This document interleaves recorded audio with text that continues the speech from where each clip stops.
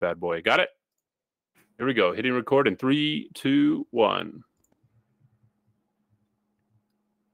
Hello, everyone. I'm Ben Irving, one of the lead producers on Anthem, and you're listening to the Freelancer Codex podcast.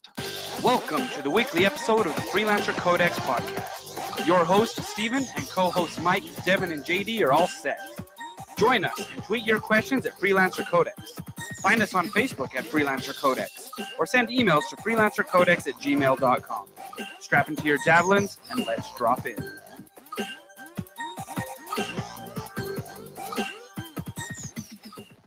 Welcome, freelancers, to episode 78 of the Freelancer Codex podcast, the longest-running Anthem podcast on the internet, in Bastion, or across all of Miris.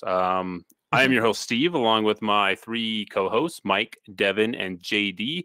And today is the 21st of March. And usually I don't say the date. I don't know why I said the date this time, but I'm going to say the date because it's good to have reference for this kind of thing. And Devon, Mike, and JD, it has been 34 days since we first played Anthem live on PC. JD, for you, it's been 27 days and 10 hours-ish. So it's been a little bit over a month, pretty close to a month for all you PlayStation users and all you Xbox users. And I'm kind of excited for a lot of the new stuff that has been announced through the live stream that we're going to talk about. But one thing I kind of want to ask you guys is that if, we know that there's going to be a bunch of in-game holiday events coming up. So if you were to create an in-game holiday, what would you create? JD, we'll start with you. If you had a holiday that you wanted to do in Anthem, what would it be?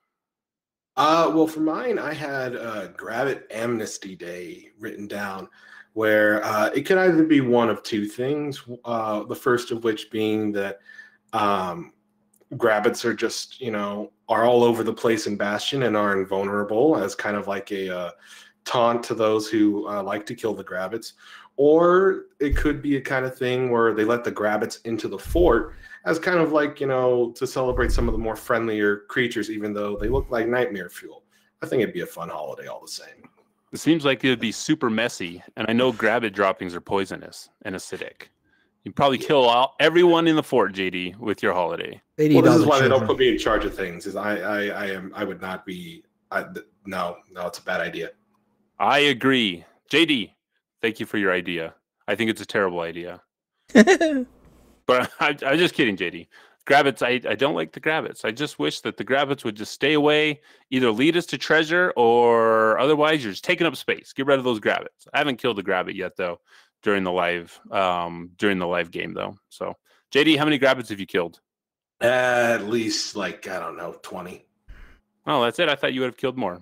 Devon, what is your holiday that you would come up with? My holiday is pretty easy. It's something we've talked about a lot.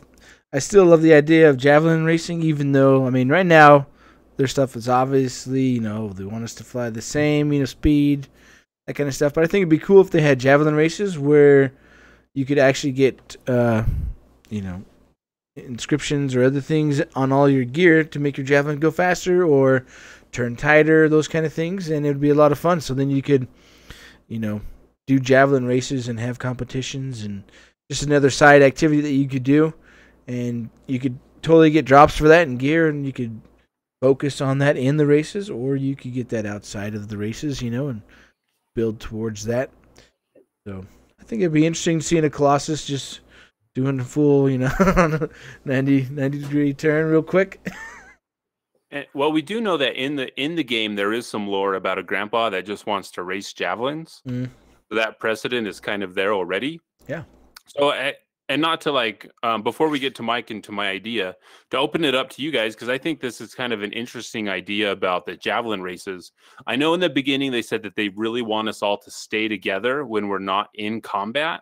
Do you guys feel that this is a possibility that they're going to get away from that precedent that, hey, you know what?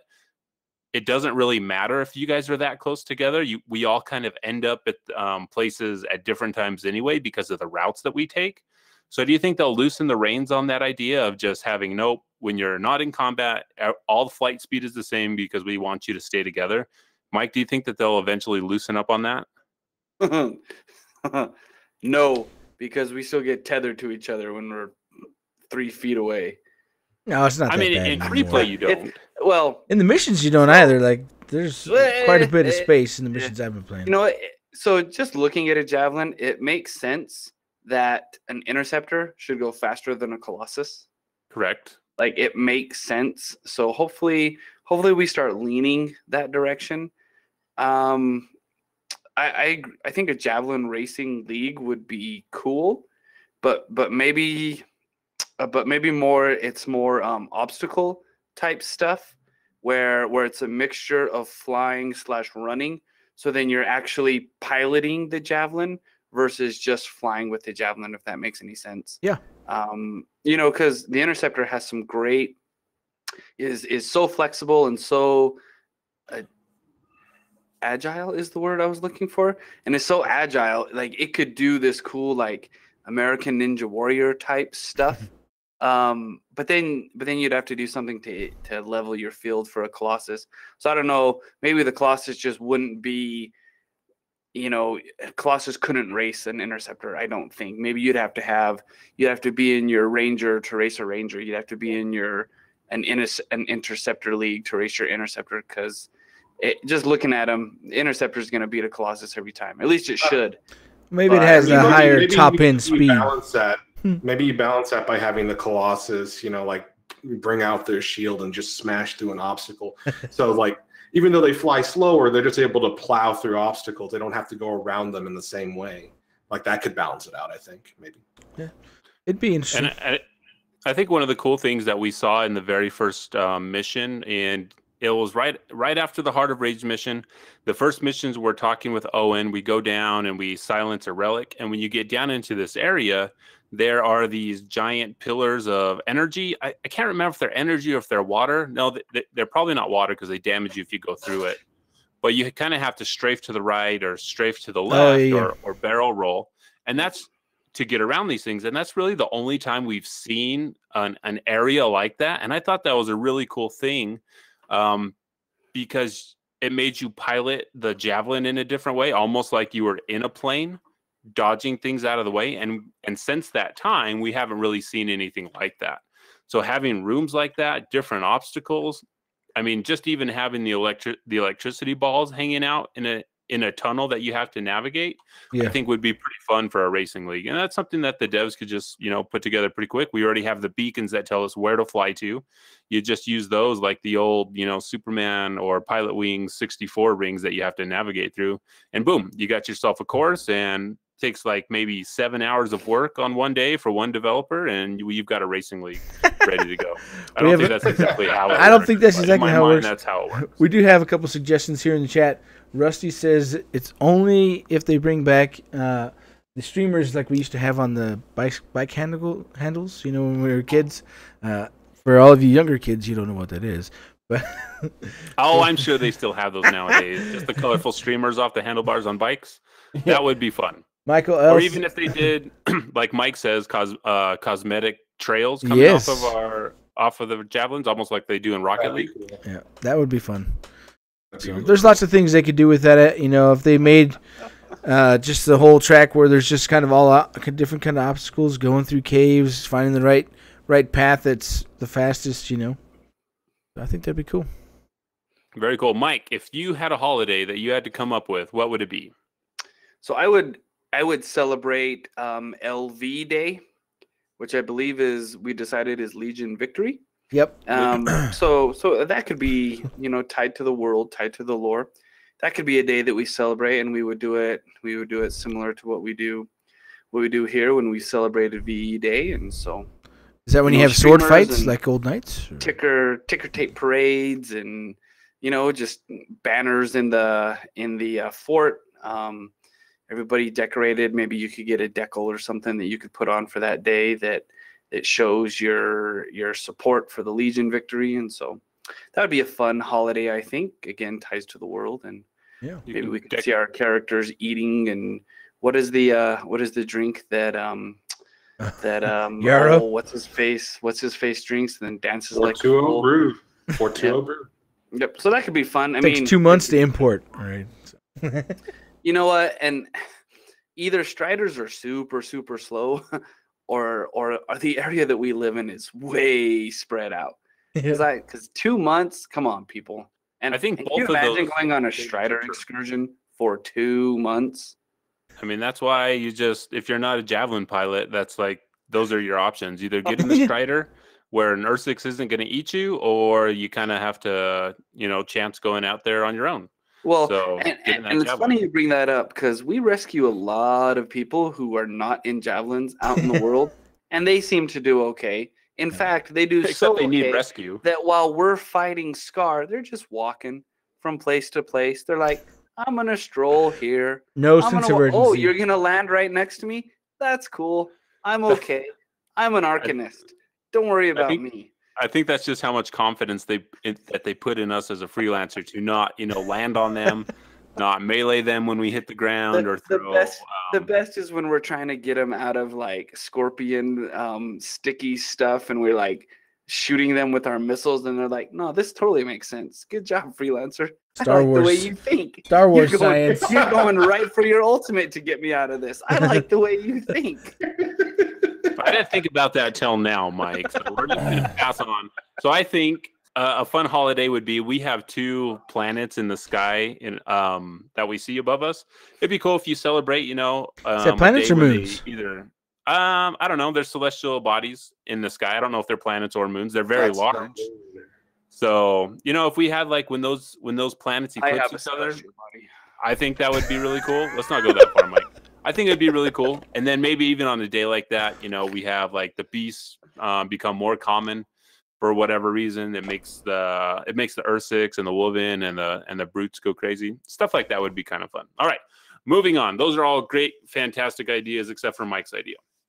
If you wanted to call with comments, questions, criticism of the show, you can do that, and you can leave us a voicemail at 505-386-7917, or you can send us an email at not at gmail.com/gmail. That doesn't make any sense. You can do that at freelancercodex@gmail.com. And then also, I wanted to congratulate, we have 2 new bosses to the show. So Volkai and Verdanog have joined our Patreon. Our Patreon is a growing place. We have 4 new bosses now that can tell us what kind of show that we want to make. If they want us to talk about the Division 2 the whole time, we can do that. I'm pretty sure Rusted can tell us what to talk about whenever he wants also, but I don't think he wants us to talk about the Division 2. So congratulations to them. If you guys want to join and support the show monetarily, you can do that at patreon.com/freelancercodex. The show is always going to be free. And if it's something that you can't do financially, that's okay. We don't want anyone to put themselves into financial straits by supporting the show. We just, we do the show because we like to, and we appreciate those that want to give back to it. So thank you to you guys. And then Mike, we have a little fun competition going on with March Madness. So will you give us a Freelancer Madness bracket update? So for those who are unaware, right now, the NCAA men's college basketball tournament is going on right now, and it is by far the best sporting event in the world. It is I'm sure people are going to have something to say about that. No, it's the greatest sporting event on the planet. It is 64 teams. It is 3 weeks long. It is just awesome and amazing. It's awesome to watch. Oh, there were so many good games today. But we do a tournament. We are doing a tournament, our inaugural tournament, and currently we have a 3-way tie for first place. The Real Magic Mike, Mantakia 106, and Basic Rights, all tied for first place currently with 10 points. It's exciting. I love the tournament. It's a great time. And congratulations to those 3 for so far having the best bracket in our group, and we will keep you posted as the rounds go on. The second half of round 1 will be tomorrow. So hopefully, where am I ranked on that, Mike? Where am I ranked? You actually don't want to know. I do kind of want to know because my thing isn't updating, and it says I'm in second. So you're not.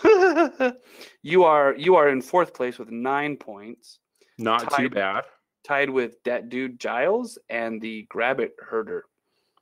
The old Grabbit Herder. That sounds like a tough job to be a Grabbit Herder. Mike, where are you ranked? I am. I don't want to talk about it. Rear, slowly, slow and steady wins the race. I don't think that's how it works in the NCAA tournament. I have quite a few points remaining, and if I get all those points, we'll see. It'll be interesting. It's a great time. I love college basketball. Love the tournament. It's super fun. Hopefully next year you all will get in with us. There are only 8 entries, so hopefully we can all get in and make it a big thing. Again, there's no. I think we are giving a prize, Steve. Did we say we were going to do? It's true. I have to come up with. I have to come up with the prize that I'm going to make for it. So it's going to take me a while. And luckily, I've got a little bit of time. The tournament goes for a while. So I'm going to put together something cool. Maybe I'll just throw in like an Xbox Elite controller in there for people to use. So, we'll see what happens. Maybe. All so right. So it is very exciting. So yesterday, it was yesterday, right? I've been on vacation this whole week, so I just barely got back today. So I haven't been able to play a ton and I haven't been able to dive in as much as I wanted to for the things that have gone on. But we got a stream yesterday. And with that stream, we had Jesse on. Jesse is one of the community managers for Anthem. Him and AJ do that as a team. AJ was on Sticks. And then we had, I'm forgetting the name already of who was on there. The lead designer. Was the lead systems designer. It was Chris, wasn't it? Chris something. Yeah, it was Chris. Thanks, Mike. Thanks for pulling us out of there. Okay, so they did a stream, and we are going to talk about a lot of the streams, a lot of the things that they announced on the stream. So Chris Schmidt, iGame saved us there at the last second. Thanks, iGame. We appreciate that. So Chris Schmidt came on. Okay, I want to talk about a lot of the stuff that they said, but first things first. When Jesse was going through and they pulled up the interceptor that they were going to use, this really confuses me. And Mike, I know you have a lot to say about this, but like why on earth were we using like an Epic Ranger for these streams? I don't understand why they're not. Like, we were in Grandmaster 1. A lot of the changes that we were looking forward to take place in Grandmaster 2 and Grandmaster 3. So I don't know why we were playing on GM1. I don't know if they just don't want to show all those changes that are happening in GM2 and GM3 in case they had a weird situation or like, in case they're broken. In case they're broken, I don't know. I don't know why we're playing with such a low-level Ranger. I mean, it's funny. It's funny you say that though, Steve, because 2 streams ago, when they were playing, I think they were playing in Grandmaster 1, lots of things were broken. So, and this isn't to sound crass or anything, but we're used to it. We're used to things being broken when they showed up, and I don't think that that's a bad thing. I think it's okay for me anyway. It's okay for me to show Grandmaster 2 and maybe see something that's broken. I don't know how you guys feel about it, but I would rather see that than like where Steve is going with an Epic Javelin flying around Grandmaster 1. Which really at this point, 34 days into it, 200 plus hours into it for those who get to play, a couple hours a day. We're all past that. We are all, I think, sitting at Masterworks right now, Masterwork Javelin level, and so show us Grandmaster 2 and beyond, please.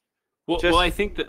And I think the major point is everyone's been talking about loot. And if you're increasing the drop rates in Grandmaster 2 and Grandmaster 3, you want to show us what that new loot change looks like, or at least give us an idea. Not say, hey, we've increased legendary drops in GM2, we've increased them in GM3, but we're playing GM1. And then Chris and Jesse are like, all right, here's the treasure chest. And here's what everyone's been waiting purple for. And blues. I mean, like we did this whole purple and blue thing with Destiny. Whoa. And we know how that went over. I mean, that's not like something that it's like, guys, you saw what happened here. That became a meme. It's still a meme when people talk about Deej saying, and we get the blues. I forget what it is over in Destiny, but it's like, why would you know what? Even pre-record something where you actually get legendaries or masterworks out of a chest to show us that it's working, and not just be like, all right, here you go. This is what it is. Because I don't think AJ playing. Go ahead, Mike. No, I think it's that fine line where they're going for authenticity, and showing that this is happening real time in the world, which there is a piece to that, yes, Yes, you're talking about it. Yes, you're playing right now. We can see you doing all this stuff. But I like where you're going, Steve. I would be more focused on the gameplay if it were a pre-recorded, this is what we did, even if it jumps around to highlight the stuff that they're working on. I'm okay with if they want to cut it out in snippets instead of, all right, we're going to jump into this legendary contract and hopefully everything that we've talked about is going to happen and everything that we're talking about is going to happen.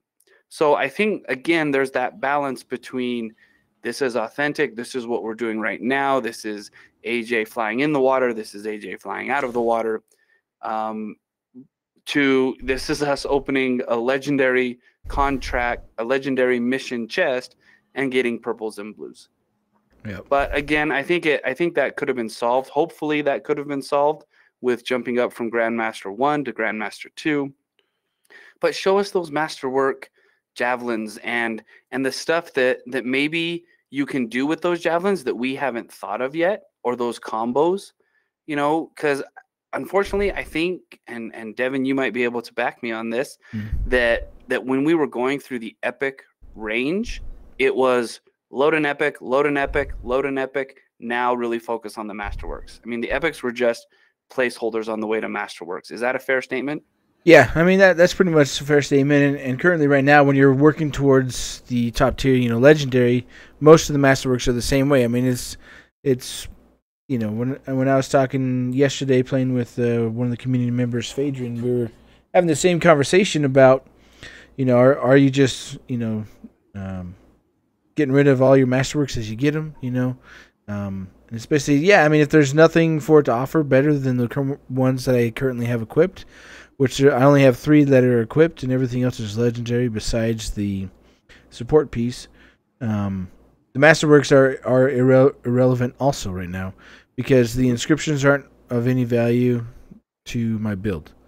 And the perks are the same going from masterwork to legendary. Yeah, which is also a big problem because they shouldn't be, and we've talked about that before. But I think it really just depends on what level you're at and where you're trying to work towards, and right. It becomes that's a hard problem to solve of how do you make gear relevant. When like I played and I did maybe like an hour, not even an hour of free play, and I was doing Grandmaster 3 with 3 random people, and we were just cruising around, and I got I think it was like 8 masterworks in that time that I played, and we did maybe 3 world events, and the rest was just killing things as we were going.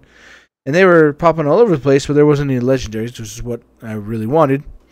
Right. And, I had luck on the build because I have legendary and masterwork stuff that's built in there that has, luck on it. So, which I think, we'll talk about that a little bit later because I know Mike wants to talk about that.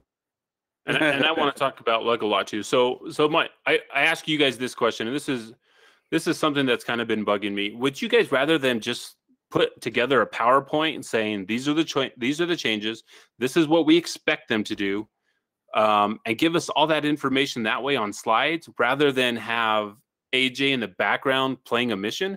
Because I don't think them playing a mission gives us any information that we didn't have.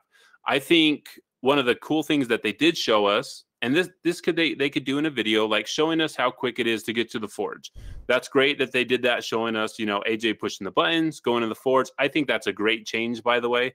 Like, it's fantastic that is like instant. It must be loaded into the background all the time now, which is perfectly fine with me. I'm glad it's that way, that you can just jump in, you're in the forge, you can make the changes you need to. We can see the components now in a list. I don't know how that's going to look when we're actually changing those out. If that solves that problem, that probably won't be a problem until they later down the line when you actually get a stat sheet. But like them showing like things like field of view sliders, they could have done that in a pre-recorded video saying, hey, this is what it looks like now with the field of view slider. Like, I don't think they necessarily need to say, oh, look, I'm changing it in game and now I'm going to go shoot a couple things. I think I would rather had a more curated video showing us the changes that they made instead of just having someone in the background play the game. I mean, is that just a me thing, or does it matter to you guys or people in chat that they're showing live gameplay talking about these changes? I think they could do both. I mean, to me, they're both, they seemed both very excited, about the things that are happening. They obviously know the game's broken. They've talked about it, that there's issues and there's things they're not happy with the state of the game, and they're continuing to work on it. And it's not just going to be an easy step. And like they said in the live stream, this is just one small step out of many steps that need to happen to get the game to where they want it to be and to where they're happy with where the game's at. And they're working really hard on it. They're doing a lot of stuff. But I think, some of the things, and what this is, I don't know what number live stream this is, but it's kind of like for us, we still have issues and stuff, but you kind of hope with them having professional people that get paid to do it, they could do a few more things, with the videos and what have you, because it would work better, instead of I'm flying around trying to find water so I can show you this, which I mean it's funny on one side and a little frustrating on the other, because you're like, oh, let's go the other way, it's just right over here, but again, I think it's that balance between authenticity and that feeling of just showing you a pre-recorded thing. So maybe they have some qualms in and of themselves, the live stream team, about showing a pre-recorded thing. Maybe they think it's too robotic. Maybe they think it's not reaching out to the community like they want, which is fine, and we get that. But Devon made some very good points. I mean, finding the water, something as simple as finding a lake to dive into to show us these sliders. I mean, So I don't know if there's an answer to this question. I don't know if there is a right or wrong to do. Well, I think if they had pre-recorded it, people would still complain about it. And they're like, well, they didn't show it live, so how do we know that's not just rigged and that's going to actually happen? Well, they would. They probably would, and we know that people are going to complain otherwise. But really, information that they wanted to get out got out, right? Yep. The thing that I would wish, I like when they take questions from the chat, but they never pick the questions I want to ask. So maybe they never pick the things I want to answer, right? Like the things I want answered. They're like, and they scroll past them. They're like, oh, that's about this really important thing. Let's get past that. Oh, that's about this other really important thing. Let's get about that. Grabbits are predominantly female in this population, and then they keep going. I'm like, guys.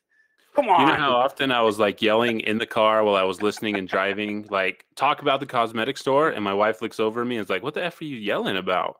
So, I get weird looks like that, but I mean, and that's frustrating. But again, it's like, maybe if I was in the chat, spamming this, I mean, let's be honest, I'm never going to be in Twitch chat, that guy. That's not where I want to go. So I'm not going to be there. No. Yeah. But, I mean, I wish they would have talked about that. But moving on real quick, unless JD, you had something to add? JD, you had something, yeah.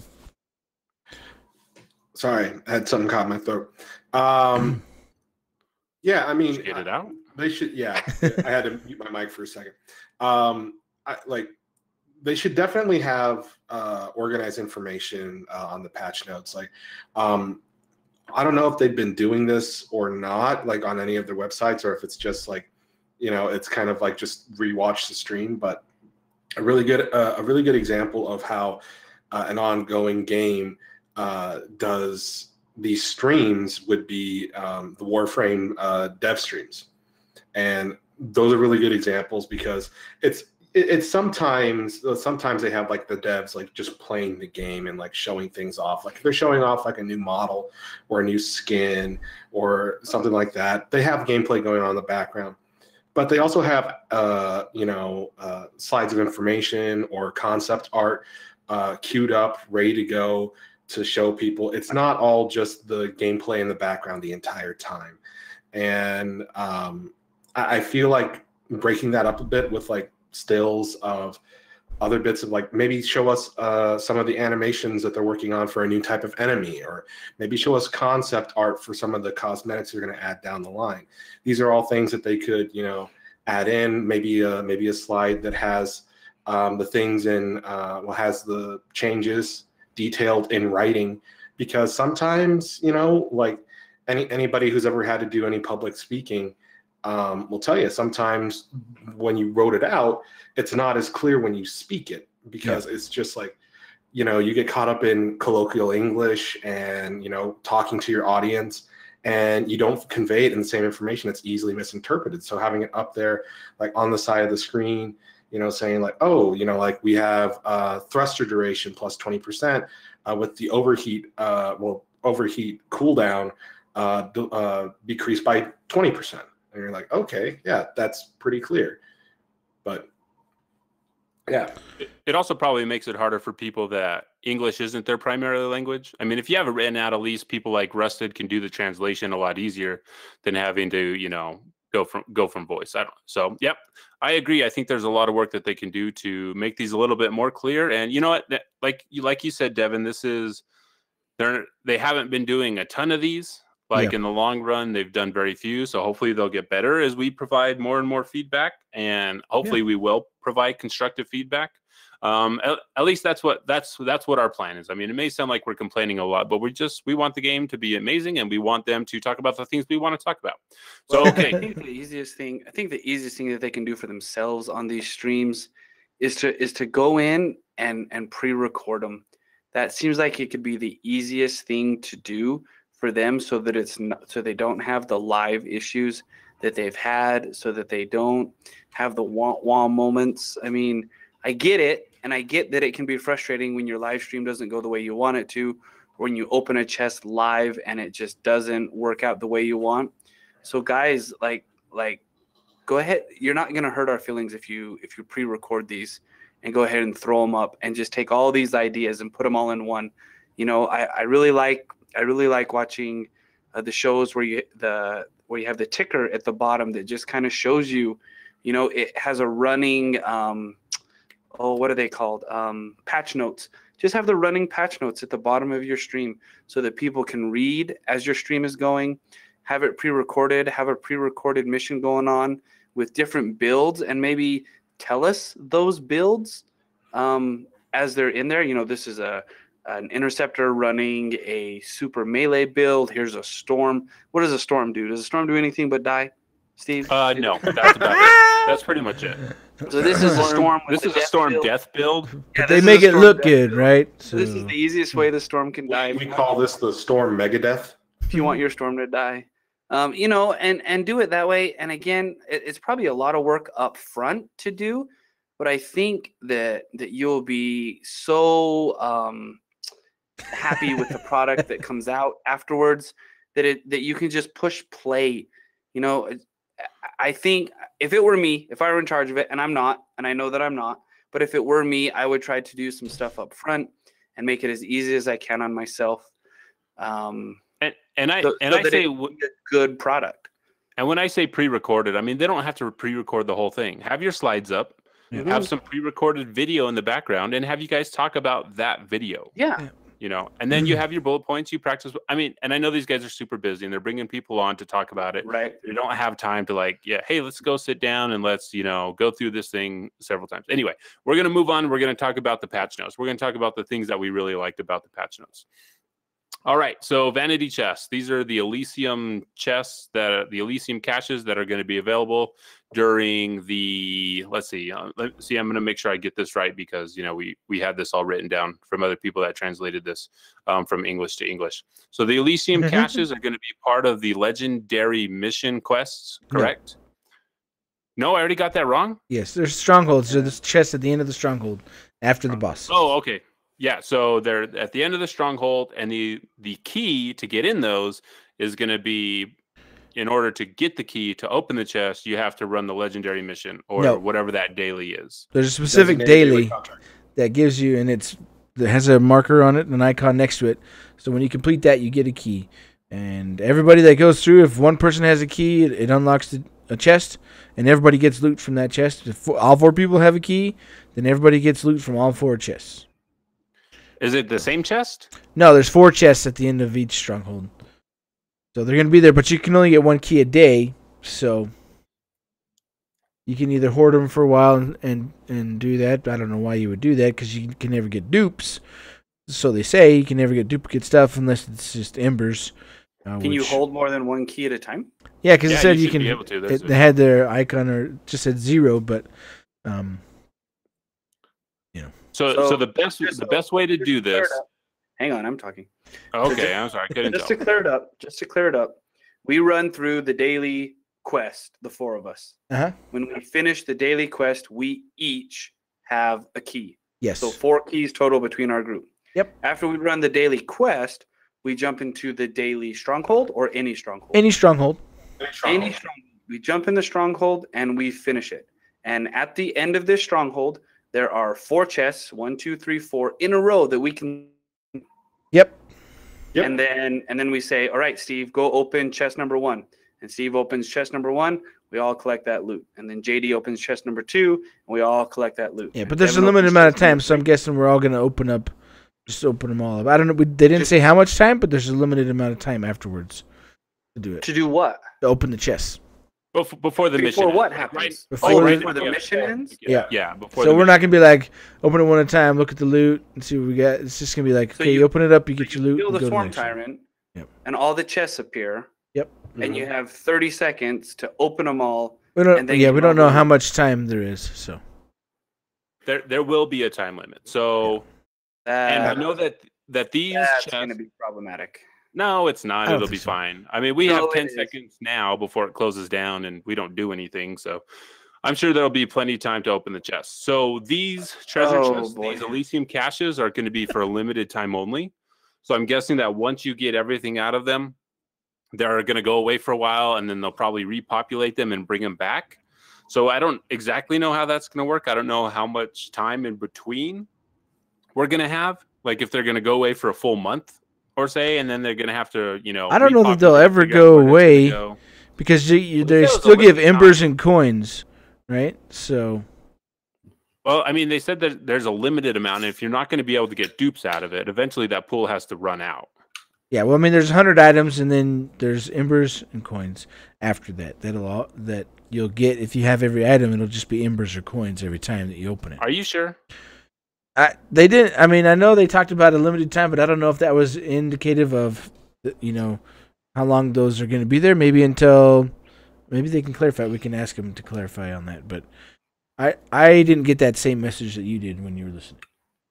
Well, they said it was going to be for a limited time, and that's all the information that they gave. I mean, and this is one of those things that, you know what, if you had this written out before, maybe that was information they were supposed to get out. But because when you're live, I mean, we have a lot of show notes that we skip over a lot of the times just Yeah. because the conversation goes somewhere else.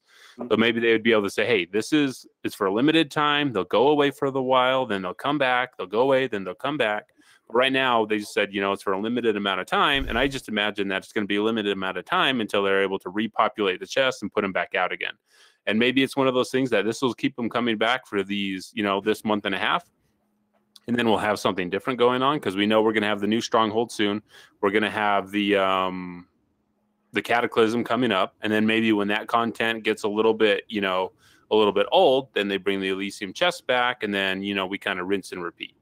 So, and like iGame said, they said it's a limited time event, and that's all that they said about it. So let's speculate and make it the worst possible thing that we can. It's limited, which means there's only going to be one instance of it, and you're never going to get it again afterwards, and you're never going to get another key. Oh my goodness, look what they're doing. That's true. You heard it here first, folks. Clickbait article written by Mike. Do you write for PC Gamer? Is that something that you do on the side? That's not a dig at PC Gamer, but it is kind of a dig at PC Gamer. All right, moving on. I mean, you don't have to go to any event. I mean, you can go to the events and just really not go and just scan your card like they do at EA Play, and not really. Also, go to not the a event. dig at PC Gamer, EA Gamer. I'm getting all my EAs mixed up. All right, so you will no longer start at the monitor during Heart of Rage. I guess that's cool. Yes. Except, you know what? The monitor was actually a pretty good way to get quick rep for a couple of your factions. I'm not saying that I hate the change. I'm saying the change is fine. But, it was a really easy way to get rep, especially when you can just, all right, let's kill the monitor again and let's move on. So here's my problem with that, right? So again, I was talking with Fajan about this. People drop out? What do you do? You're gonna if people leave the stronghold, nobody can join to help you defeat the monitor. Now what? If you end up just one on the monitor, Yeah, I mean you're well, I screwed mean, because nobody can join. you'll be fine. So that's the one thing. That was the first thing I thought of. Is like, okay, so people aren't going to join. You're not going to get sent to that. But then what's going to happen to people who drop out or quit playing? And so then you're only the one person left. It's like, I mean, I'm guessing they're hoping that because of the loot changes for the boss, that they're hoping people won't be doing that because you have the opportunity to get legendaries and stuff from the bosses now and Right. with the chest at the end. But I think it's a temporary fix while we have the chest and everything else that people will continue on. But for those that lose someone and they don't come back or can't come back, then they're down a teammate that they can't recuperate or get, so they're just going to be Then screwed. they're down that damage, Yeah. and the fight goes for longer and becomes unfun, and so no one wants to do that playlist because of the chance that getting into the Heart of Rage will put you right there. So yeah, it is. I mean, I'm sure it's they'll a lot, monitor it's a it, domino right? effect. So Was that a pun? yeah, they'll monitor it. I'm sure, just like they do everything else when they make changes. They're And going if to it's- monitor the monitor. Yeah, really? they're going to monitor the monitor, and You didn't catch they're going to that? monitor all of the strongholds, right? To see if this, how the new changes work. Because I'm sure it's not just the monitor. I mean, that's what happened quite often because people didn't want to do it. We, of course, at the Freelancer Codex always did the monitor. But because that's how Devin, we do it. doesn't that speak more to that battle than anything else? Yeah, well, I mean, that's the whole Because- thing. When we'll get because to it the seems like section you later, can and I'll fix talk more that. about that. But Oh, we're gonna get to that section. Is it in Yeah. is it in the show notes that I haven't read yet? in our show notes, yeah. Sorry, I have on a lot of allergy medicine. That's fine. You're all drugged up. That's okay. So we're My gonna get more loot My from screen bosses. is floating. Yeah, that's weird. So we're gonna get more loot from bosses. They did not say there were guaranteed legendaries anywhere. They did say that they were increasing the rate of legendaries. Yeah, but they can now but we're drop gonna have from to the see. boss. Right. And they're going to drop from the boss now, but we're going to have to see what that rate is because still, if it's not worth it, if that drop rate is so low that it's still better just to go in and do the first couple chests, I mean, they'll have to monitor that and see it. So, and you know what? And like Aziz says in the chat, you know what? If the battle was fun, maybe people wouldn't just drop out of it, Even if you didn't get something from it, if it at least was a fun fight, then maybe people would stick around to finish. Because you're right, like the monitor is probably the least fun of the 3 strongholds that we have, just because that last phase isn't particularly interesting. Yeah. For me, anyways. I don't know how you guys feel about the monitor, or well, I guess like Devin said, we'll talk about that later when we talk about the strongholds. Okay. We will be able to replay critical story missions, and we'll do that through the legendary Missions. What do they call them? Legendary story missions? Just legendary missions. Just legendary mission, I think. Yep. Because we have Because we have the other legendary event is contracts, legendary contract. and then we'll have legendary missions. And the nice thing about the legendary missions, they're going to take away the cutscenes at the beginning, they're going to take away the cutscenes at the end, and they're going to add an apex enemy somewhere in there, which has an increased chance to drop legendary loot and better loot. So, and there's going to be a chest at the end of these as well that's probably going to have a chance to drop more loot also. And these legendary missions, you are going to be able to run however many times that you want. Yep. So I think this is probably going to be a really good farming method. Mhm. And For so purples it's and going to blues, be right? it's going to be of 6 missions that they have ready to go. It's going to be random every day. And you're going to be able to run these over and over. Hopefully, you're going to be able to get rep from them also. So it's going to increase your Arcanist, Freelancer, or Freelancer. Did I already say Freelancer? Arcanist. Well, once you Freelancer, pass the 3, and and you're working on that's what I'm the thinking about. long-term goals. Yeah, how you don't have those up yet? I don't play as much as you guys, so I'm still working on getting that stuff up there. So I mean, you still play though, right? well, I mean, I haven't played this week just because I've been gone, but I'll get on and I'll play later. So you're going to be able to do this. There's going to be another activity that we have that'll break up the, hey, I guess I'm going to go run a stronghold or do free play. This is going to be something extra that we can do. So I'm all for it. I'm excited for this thing. You guys excited for legendary missions? Yeah, I think they're going to be good. Give legendaries. So I'm excited for the new it's not new content, but I'm excited for more content. It's something more to do besides the 3 legendary and epic contracts that we do for the Sentinels and the Freelancers and the Arcanists. Yeah. So it's going to be fun to do, fun to jump into that stuff that we haven't played in, 37 days, Couple 30, weeks. 34 days, 30, however many days it is. And then, of course, the possibility of getting loot and better loot and more things out of it, having an actual purpose for it, definitely is going to increase the playability. So it's a good move for them. We knew that these were coming, and so and it just fits. We should have been doing this from the beginning, but it wasn't ready to go on Legendary. So now we get to go back on Legendary and play these missions again, which will be good, because I think I've forgotten a lot of stuff, and so it'll be good to get back in and play that stuff again. And also, like, props where props are due to BioWare and the dev team. This is something that we asked about, and we requested, like, hey, we would like to be able to replay these things. Like, it's 27 days later from Xbox and PlayStation being able to play. That's a really quick being able to play. It's a really quick turnaround from 27 days ago. That's all I'm saying. I mean, that's fast. You gotta stop that. Right? I will stop. It is, and it's good. Australian. That was Australian. I mean, that's, and we got and they're listening. Thanks for doing that. And we know that they're listening, and we're grateful that they're listening. They're not just saying, no, you're going to have this piece Rusty's of stuff dying in Japan. that we have. He is, man. He's dying. So died? We are glad that they're listening, and we appreciate them for listening, and we hope they continue listening, because sometimes we get pretty salty. I want to point out that as Australians, that I gave one of the most fantastic Australian accents he's ever heard. Not. So I'm pretty sure that's what he meant. I don't think that's what that means. They also said they fixed the respawn timer when you try to revive Oh someone. yeah, Mike did this to me several times. That happened to me today in the Heart of Rage. I was fighting the monitor, and some guy started healing me, and I was like down to 14, and then nope, he got down, and so I got reset. So it was awesome. Glad this is being fixed. I was actually reading on Reddit. I don't go there often because the place scares me. So someone was saying that there was a blueberry that was running with them, and then running past a bunch of the mobs during the Swarm Tyrant, or the Swarm Mine, whatever it's called, the Swarm Tyrant Mine. And so they got really mad at him because this person kept dying over and over again. So finally, they're like, you know what? We're just going to keep resetting his respawn timer so he can't respawn himself by going up to him, trying to respawn him, and resetting that the whole time. And I thought that was a great way to troll this person. I mean, I'm not advocating trolling anyone, but this was funny.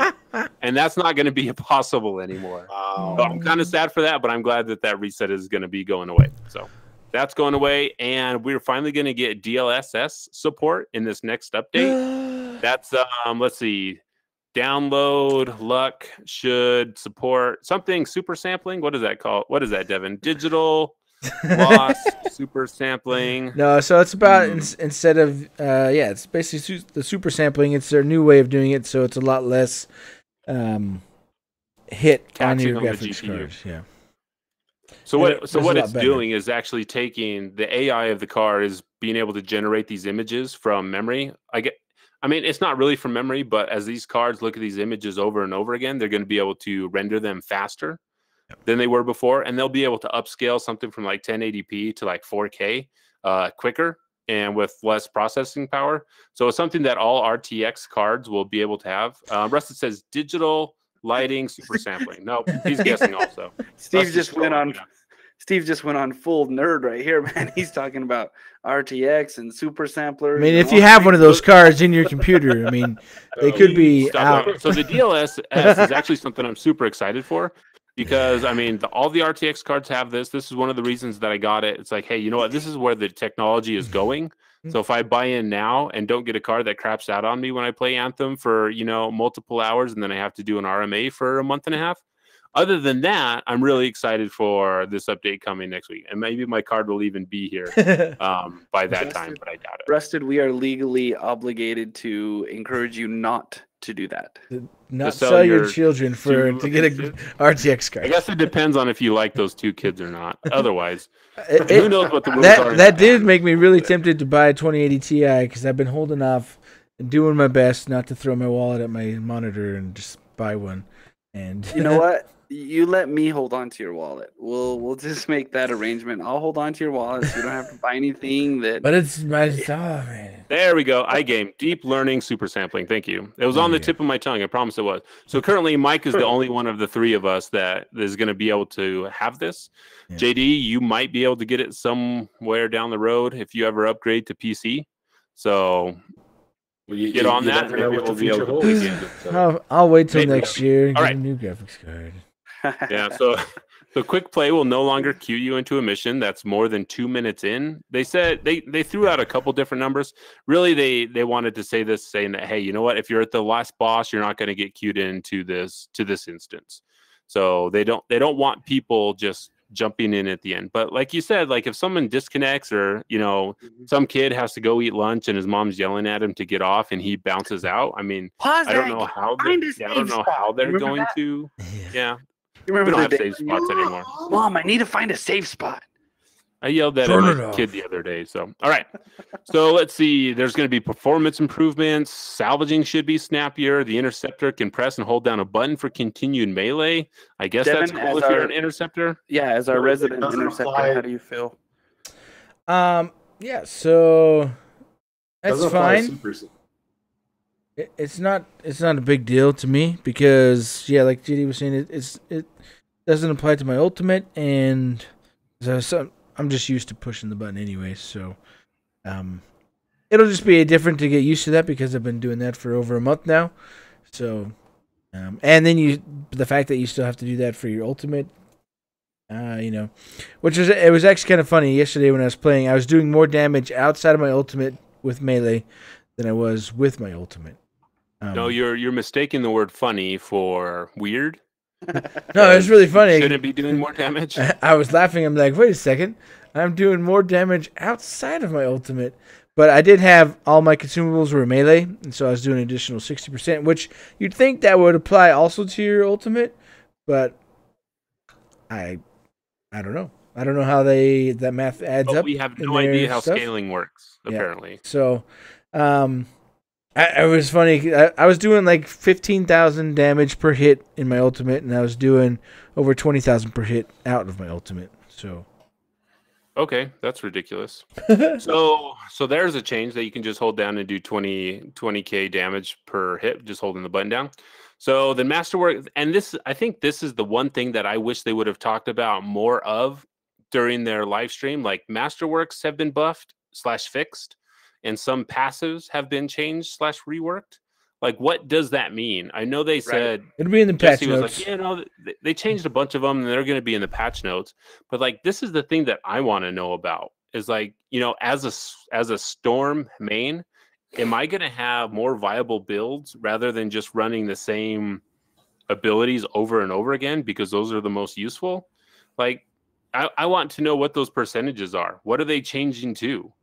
But I mean, we have to wait for the patch notes. But I mean, if you're giving us a live stream going to tell about this stuff, maybe you throw in a couple of things and say, hey guys, these are the things that we're looking at. Like for the interceptor, we want to make sure that the ultimate actually is worth something instead of having a melee build where you do more damage doing your melees.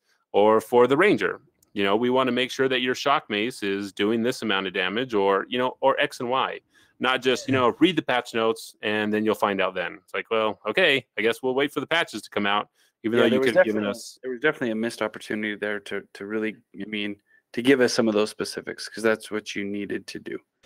Right. Some Like iGame says, there. they said they need to fix the lightning strike for the storm because, sometimes it doesn't target things properly. And I think this is an issue for the storm generally. Like when I tried to do my ice blast, I don't even remember what the ability is called right now. But you have 3 ice blasts and it, freezes enemies in place. Like if an enemy that you're targeting like shifts just a little bit, you could be throwing that ice blast like, 200 yards behind them, and that's super frustrating. So then they talked about the armor and HP bug. They're still working on that. Still some things that they have to look at. Ice Storm. Thanks, iGame. iGame says it's Ice Storm. So I always get it confused. Ice ball thing sounds similar. So they're still working on the armor HP bug. I guess there's a bunch of issues with that behind the scenes that they're trying to solve, and hopefully they'll be able to get that fixed. Then scaling is being actively looked at. They've got multiple components to that, so they don't know exactly how or why or what they should do to fix it in the future, because I think this is important that they get it right instead of just trying to, throw spaghetti at the wall and see what sticks. I would rather them take the time to figure it out before just saying, okay, everyone wants a fix. Because I think this is what happened when they did it the first time. We wanted a fix. They changed, the scaling, and they upped the legendary number and the masterwork number, and then we got to the point where we're at now, where none of it really makes sense. So I hope they take the time and they figure out a good solution for that. All right, what else here? I guess, JD, you already talked about the plus 20% thruster duration and the plus. I think we could all use a plus 20% thrust duration, right? Am I right on that? And then the thrust overheat time. Really? Sorry. I'm laughing at my own dumb joke. I'm sorry.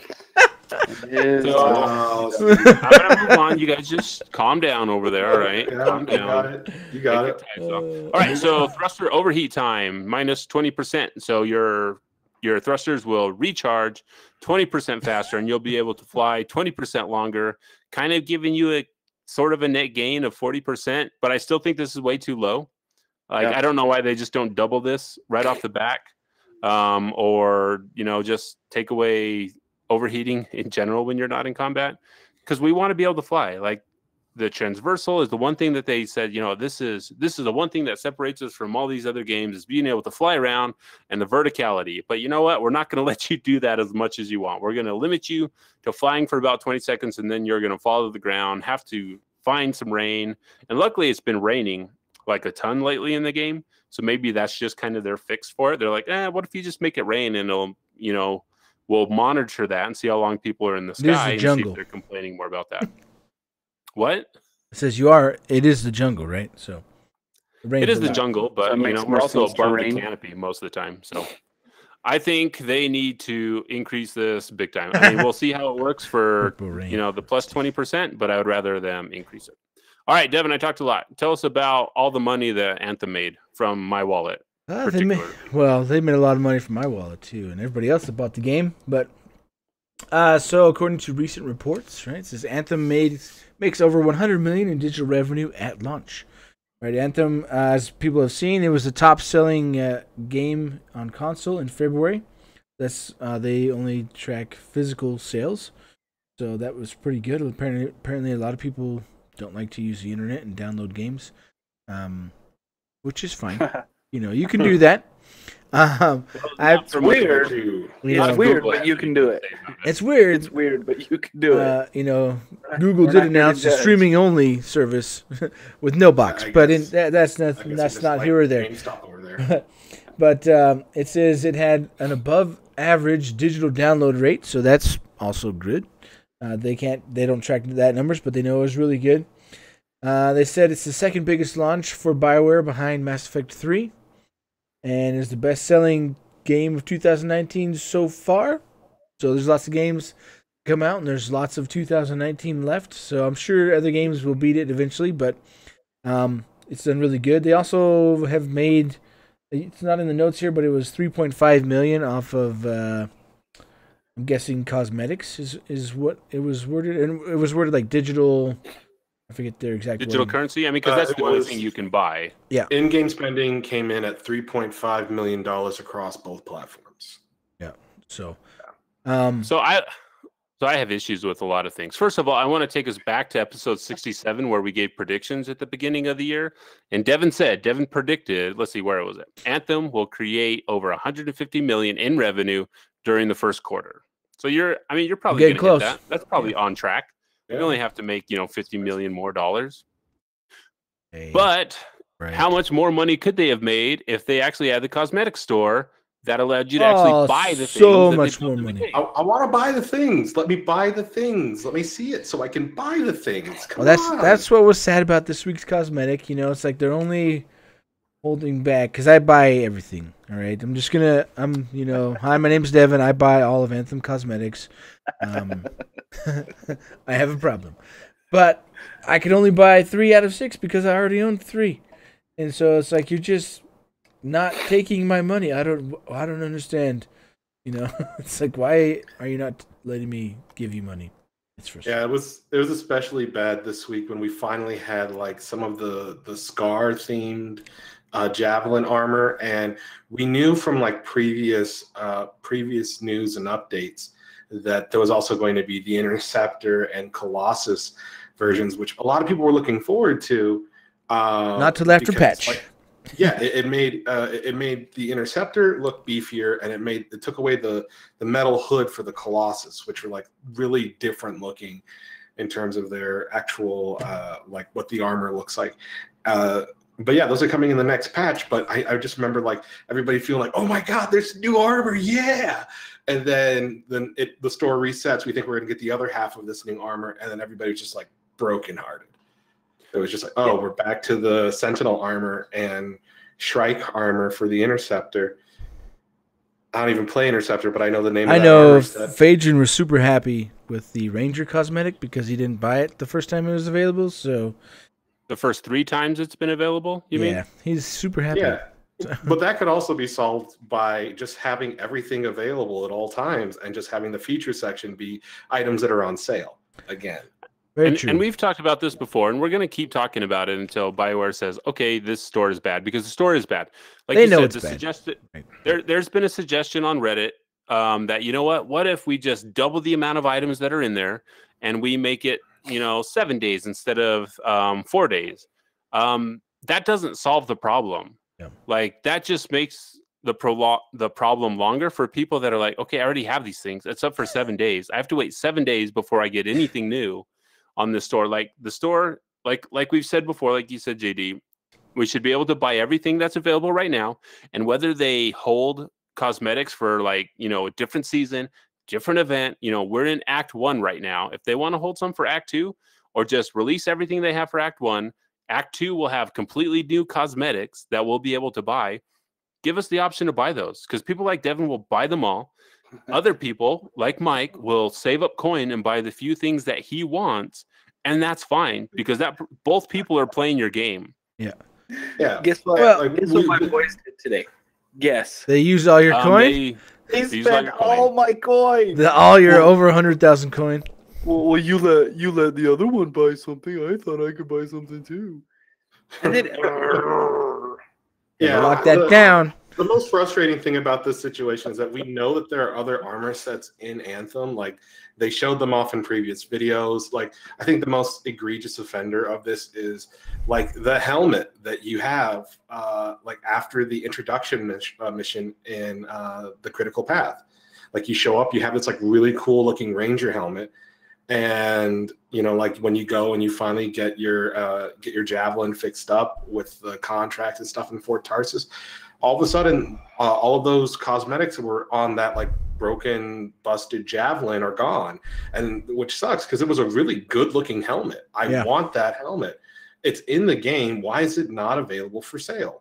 And this is something that we talked about a long time ago before the game was even released, like what the model would be.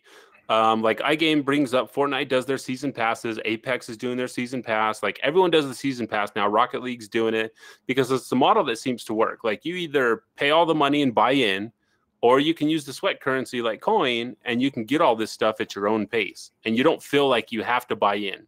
And you know what, if you want to spend the money, you can spend the money. If you don't want to spend the money, you can earn the coin playing the game.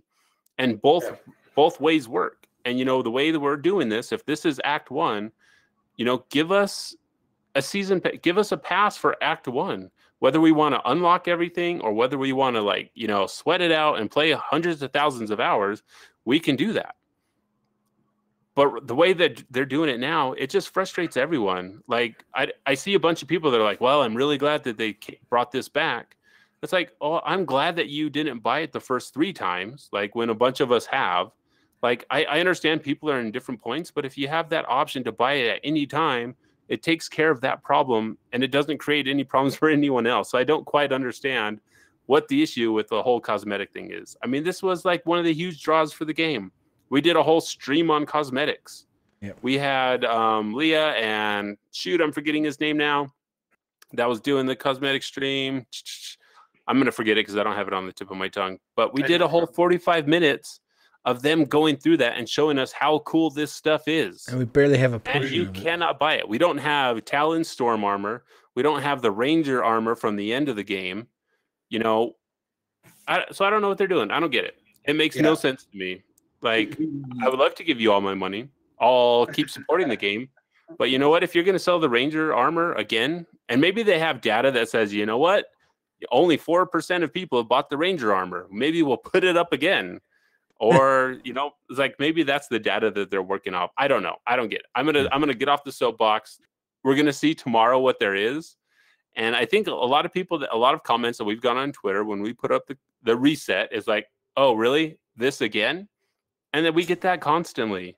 It's like, so if you can't see that, BioWare, like I don't know what you're doing. And I mean, it sounds like they can control what's in there based upon they're like, oh, the new armor is going to be in on the one after the patch. So it's like, okay, you can control what's in there, so you're putting in dupes of what's been in the past, and it's like, you know, I mean, they should have artists 100% dedicated to just making cosmetics. This is how they make extra money off of the game. They should have an entire art team, and they probably do. I don't know if they, you know, what they're doing, but this is the way they're going to make all their extra money. They should have, you know, more than just a couple people on this and put out a ton of stuff. You know, I mean, there's all kinds of things they could do to make money with the variations they have.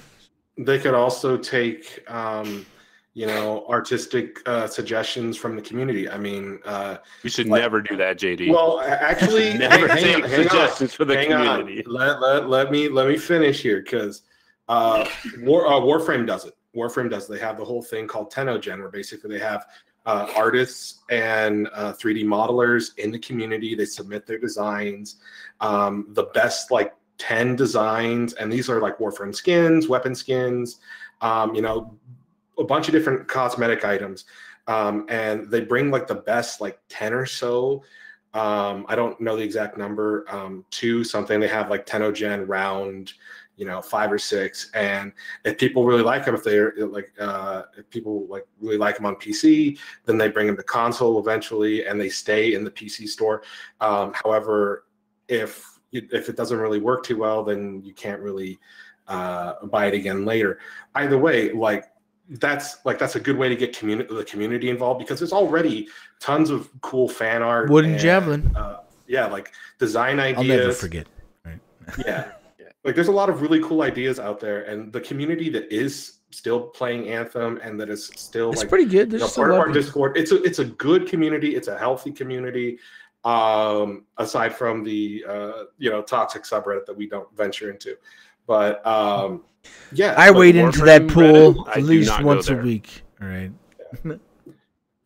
I like Forza's customization mechanic where you can download other creators' designs for cars, and I think that could be done very easily on a Javelin. So, and I think I said that earlier when we did our show on cosmetics. So I think that would be a great way to get people involved.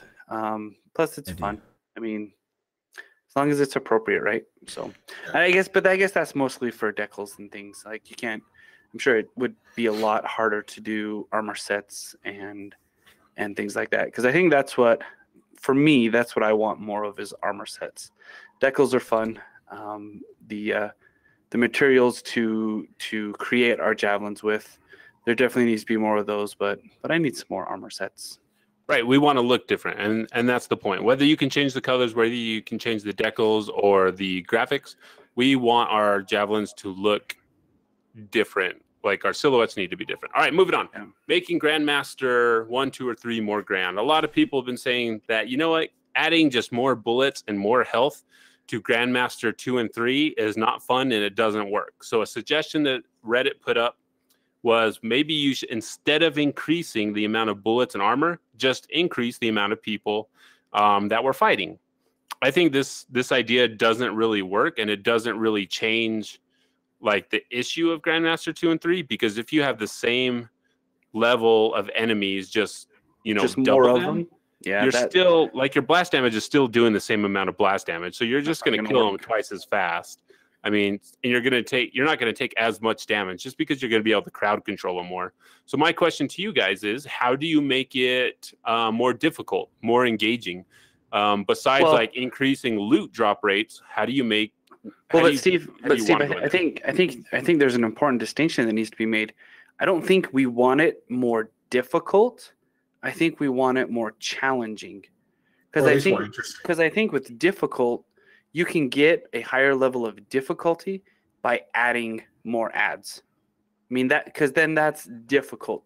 But I think to make Grandmasters 1, 2, and 3 better is to make it more challenging with new mechanics and different mechanics. And they don't have to be game breaking, blow your mind mechanics. I mean, there's that one stage in the monitor in the Heart of Rage where you get boosted damage inside the orbs, right? So add those, to some of the encounters where you can do where your damage level outside of those decreases, but inside it goes above. So maybe outside it's 50% of what you can do, inside it's 150% of what you can do. So you kind of have to look for those and then maybe make a move, make it more challenging that way, not just more difficult for difficulty's sake. There's ways you can do it. I'm sure there's ways that it can be done to make the mechanics better. Maybe, I don't know. I had one good idea, I think, and then the rest are lost to my antihistamines. But I think it needs to be. It can't just be more bullets, more health. It's got to be different mechanically in order for it to make a difference for me, anyway. And sometimes all you need is one good idea. Devon, do you have at least one good idea? Well, it really just goes along the same line as the mechanics is really what has to change. And those are hard, it's not just a simple flip the switch. Yeah, you're right. And it's things not easy, yeah. Just change.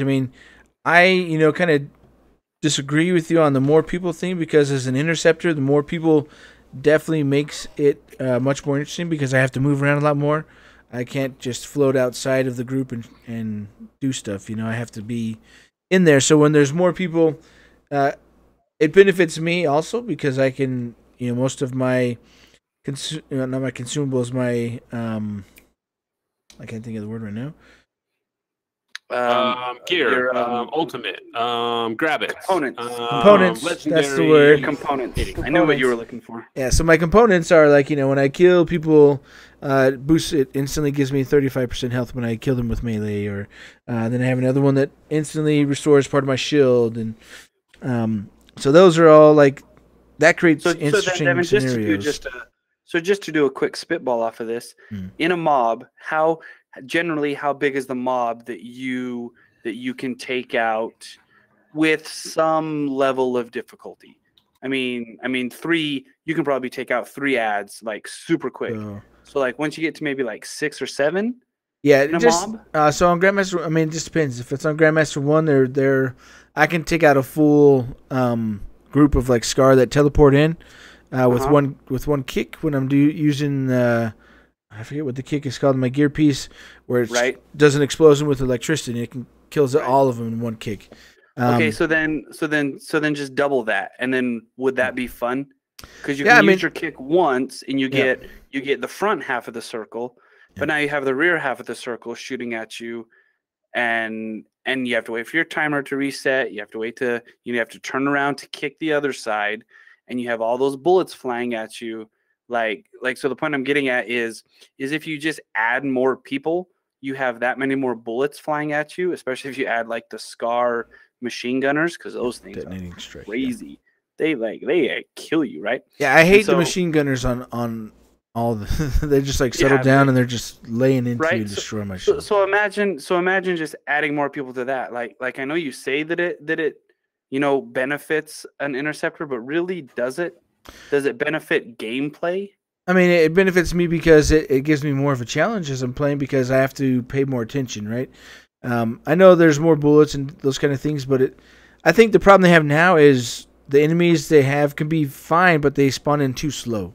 So it'll be like, they opened up a gate over here, and then you can kill everybody in that gate before the next one opens up, and it's like they need to have more of the gates opening up at the same time to do those things. And the thing that causes those issues or kind of combines those in Grandmaster 2 and 3 is because it takes longer to kill them, more of those enemies are spawning. So maybe it's not, just increasing them all the time right now, but maybe increasing the frequency that they spawn in, faster in these encounters. Because right now it's just a little too slow where you can kill everything, and then it's like, oh, okay, they're going to come over here. Okay, we all run over there and just destroy everything, and then the next one's spawning over here. Whereas if they all spawn at the same time and they're converging on you, it makes things a little bit more difficult, Right. a little bit more challenging. I would like to see a lot more done in Grandmasters 1, 2, and 3 with like relics and maybe it's not oracles.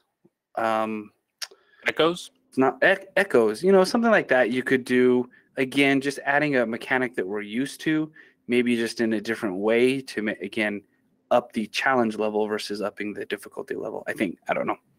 Again, I don't think there's an easy answer though. JD, what are your ideas to make Grandmaster more grand, more mastery?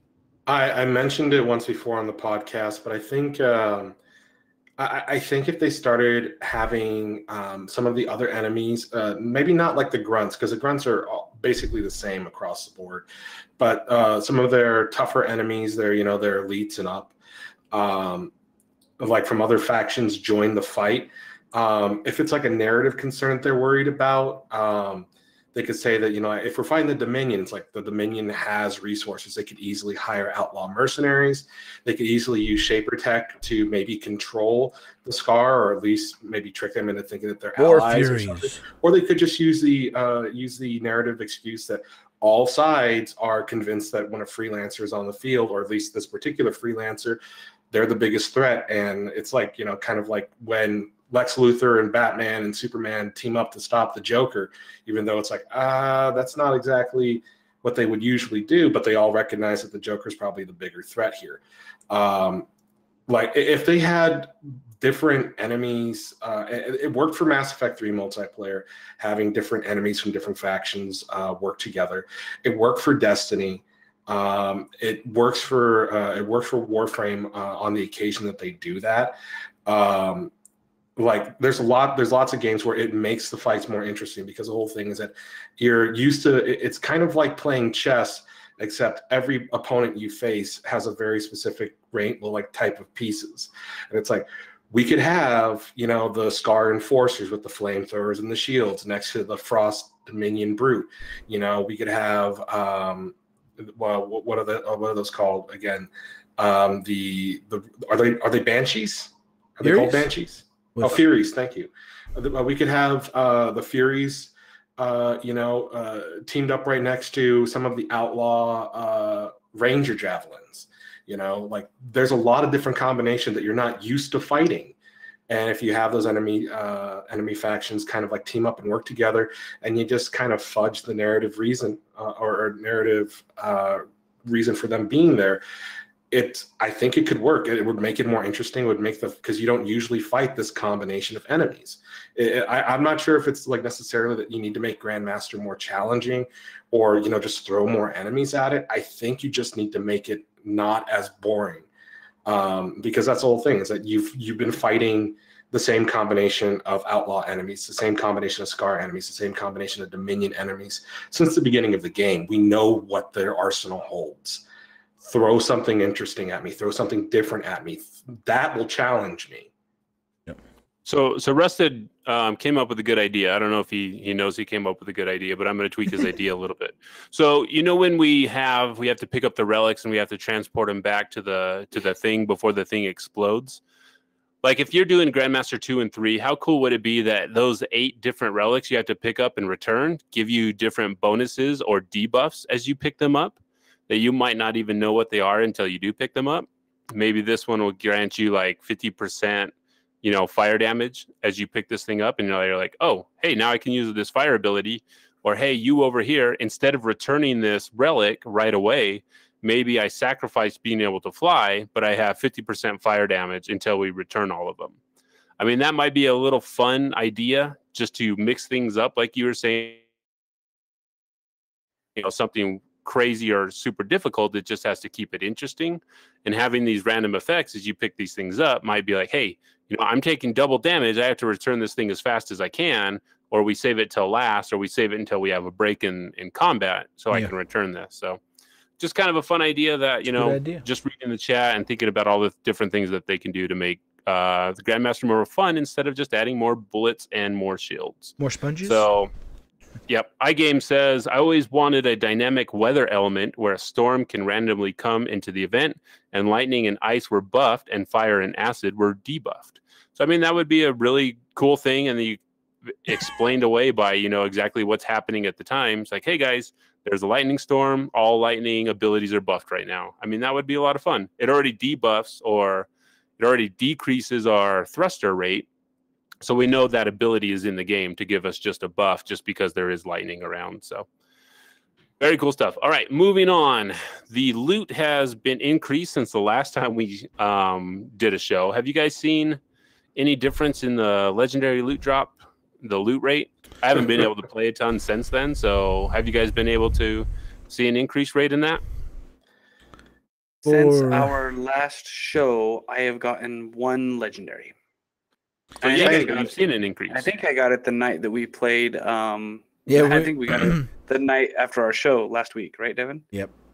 Yeah. So I've gotten 1. So I saw a lot of Masterworks, which I don't think I would have played Anthem as much this week had it not been for the fact that the loot obviously got changed. I really liked how many Masterworks were dropping because it started giving me not just like, you know, like Masterworks to fill the different slots on my Javelin, but it started giving me Masterworks that allowed me to like pick the best one for the playstyle that I was going for. And so that made things a lot better for me playing it, made it more fun for me playing it.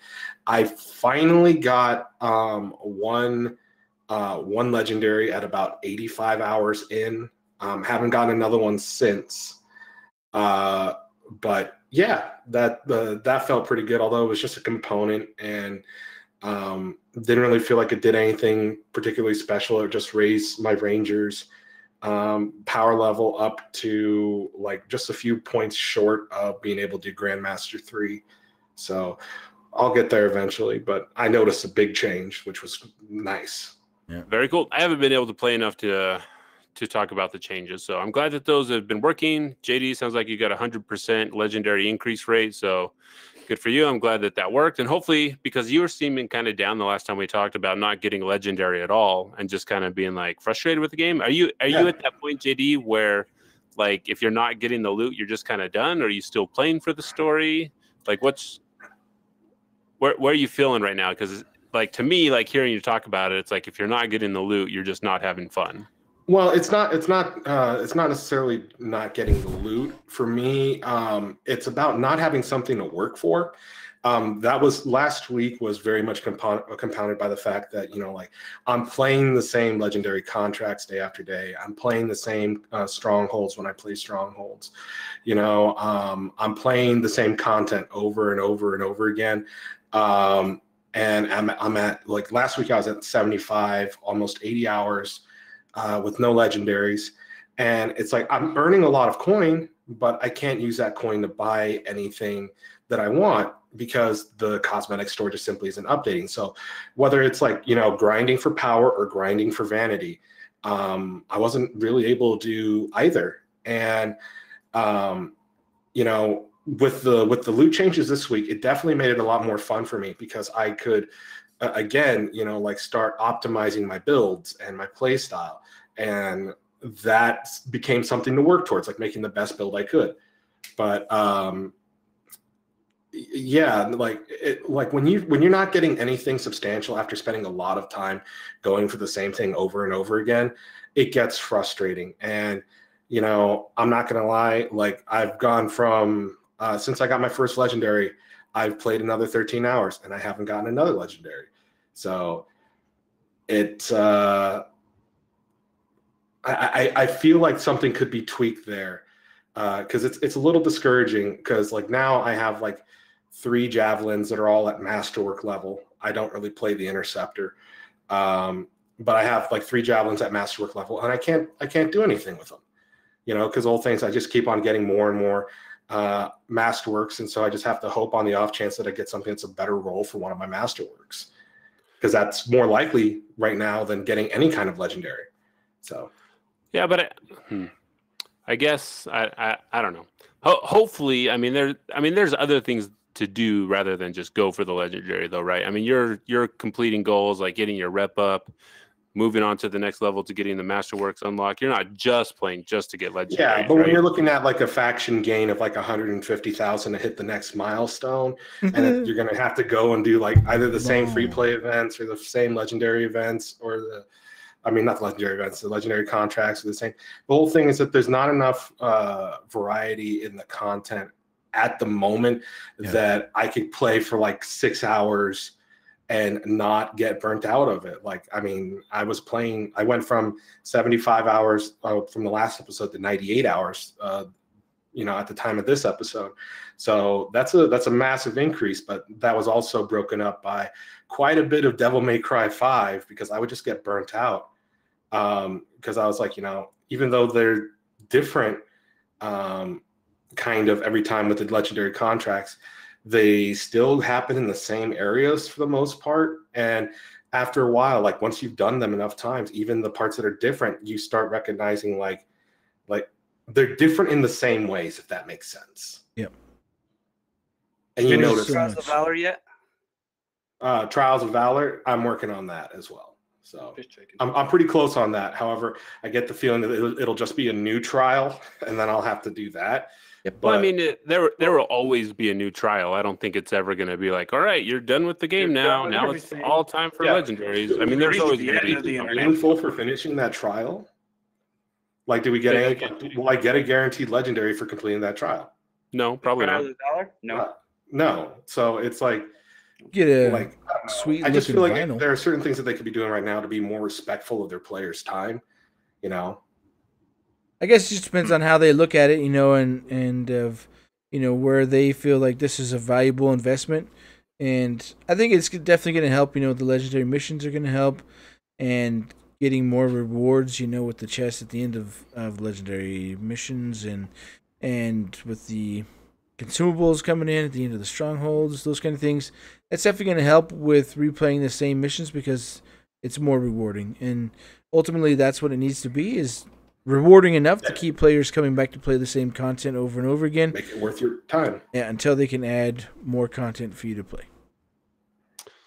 Very good. All right, guys. I think we're probably going to wrap it up now. I think Mike's giving the signal that he's about to pass out because of all the drugs he has in his system. All the drugs he's on. A little bit about me, a get to know you segment. I'm a pretty terrible allergy sufferer. Like it's really bad to the point where I have to take days off of work because of it, and not to lose our PG rating, but I just sometimes want to take a drill and just drill out my eyeballs right here just to relieve some pressure. Like it hurts so bad. And sometimes anyway, so I do apologize. I've been here and I've been there. I've been up on it, but and the chickens are circling in the pasture and the cows are coming home. So, it's a good time. All right. So very cool. Mike, even though you messed up that Mighty Ducks reference and tried to turn it into a Star Wars reference, I'll forgive you because you're drugged up. But we're actually we're going to head down to EA Play this year. So, I mean, if anyone's going to be there also, maybe we'll hang out. We'll grab something to eat. We'll do a little Freelancer Codex hangout for everyone that's going to be down there. So we're planning on being there the 7th, 8th, and 9th. Maybe we'll hang out to the 9th. It depends on what BioWare shows off Anthem-wise. So last time we just kind of bounced early because they didn't have too much going on. So we'll put that together. We'll have a lot of information coming out. Let's see what else at the end of the show. Again, you can email us at freelancercodex@gmail.com. You can leave us a voice message. You can, if you want to support us, throw us $1 or $2 per episode. I mean, if you give $1 per month, that's like 25 cents an episode. 25 cents for an hour and a half of content of people talking about Anthem and, talking about cosmetic stores. Not enough content. Yelling at developers. You can do that. So real quick, guys, huge thanks to BioWare. I mean, we're pretty critical of what we have right now, but I think credit where credit is due. They're listening. They're making the changes as quickly as they can. They're making smart changes. I think we saw that, getting something pushed out too quickly doesn't do anything for us in the long run. Like them increasing the shoot, what's the Power levels? The number for the power levels for the masterwork and for the legendaries. I think in the long run, it didn't really change anything for us, right? Like it's still, you know, maybe it makes a little bit more sense running Grandmaster 2 and Grandmaster 3 right now, but My melee build is let's give pretty them good. time. It has only been, you know, like I said before, it's only been 27 days since the game has been out. So they're working on it. They're working hard. Talking with the developers on Twitter. I mean, they all want the game to succeed. You know, the message that, we forgot to talk about, Casey Hudson put out a message on the BioWare blog. Yep. I'm glad they're still using that thing, saying that, you know what, we're here. We're here to stay. We appreciate you. The launch didn't go as, you know, quite as they planned, but they're here. They're putting their heads down and they're going to get to work and they're going to fix the things that we want fixed. So really appreciative to the people that are spending so much time working on the game. It was probably the best response that Casey could have given. And again, it just goes back to, like, this is why I'm a fan of BioWare. They have always been very communicative, very open with their fans. I know that the community isn't always as friendly as they could possibly be, but I don't think that we as a podcast and like as gamers would be as comfortable, you know, offering the criticisms that we do if it wasn't we know that we know that they're listening. We know they value our feedback. We know they act on it. And you know, if you have criticism of Anthem, I just encourage anybody listening to try to give it in the best way possible, the most polite way possible. And if you have an alternative or a fix in mind already, suggest it. Any idiot with half a brain can point out that something is broken or wrong, and they've already heard that. Yeah. Come up with a potential solution, or just continue being part of the people yelling about the problem. We apologize to all those half-brained idiots.